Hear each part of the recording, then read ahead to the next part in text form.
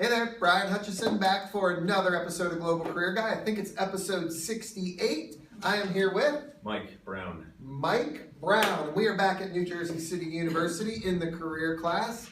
And so I heard some rumblings on the street about what this question would be. I think that they've been preparing it from last week. So what are we going to try to answer today? If I remember correctly, I believe the question is the work world dying? Is the work world dying? What I do. And if it does die, will you do the eulogy? Yeah, it'll be pretty quick though. Yeah, well, you're pretty excited for the world of work to die, I think. Yeah, I wouldn't mind the free time. Yeah. So I think this ties into a lot of the other questions that we've had, right?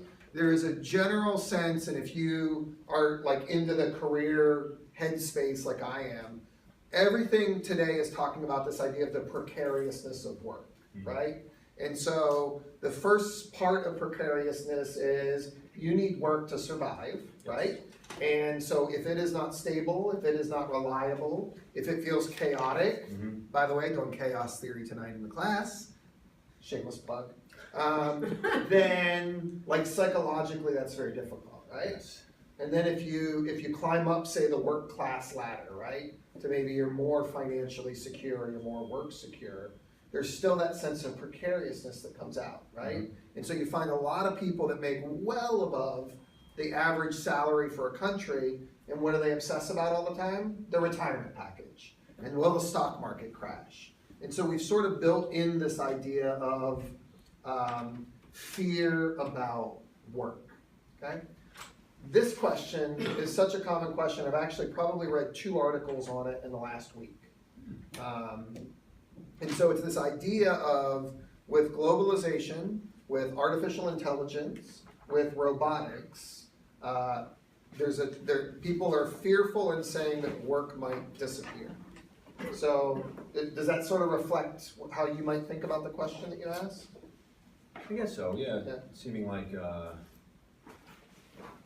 maybe not exactly all of work, but for a lot of people that work is slowly becoming something that's not done by humans. Okay, yeah.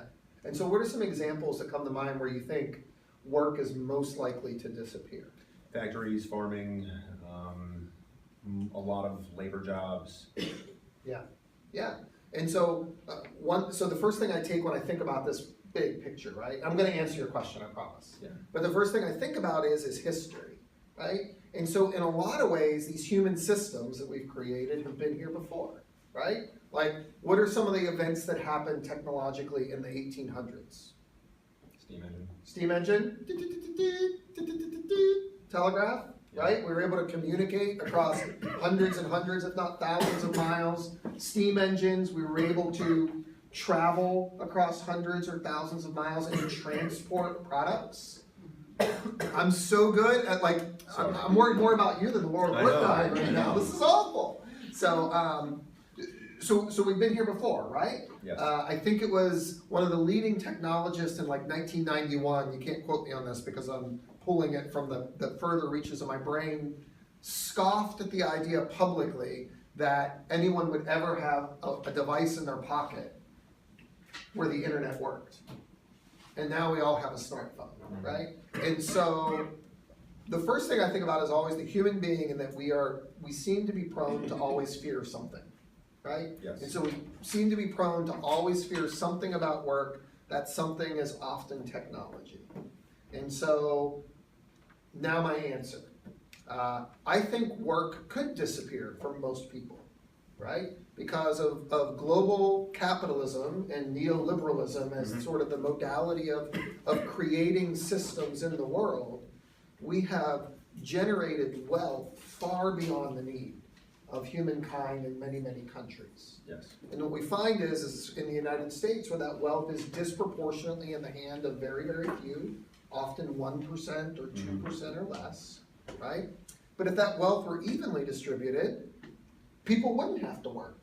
And so now we're starting to see counties, cities, maybe even countries that are wealthy play around with the idea of universal basic income, right? Everyone gets enough money from society to be able to choose not to work or to choose not to do paid work. And so as we create so much product, so much wealth, it is really possible that societies could answer that question, you know what? Work could disappear for people that don't want to do it. Or we could shrink work for everyone, and everyone could still get the benefits of labor, but work much, much less, right?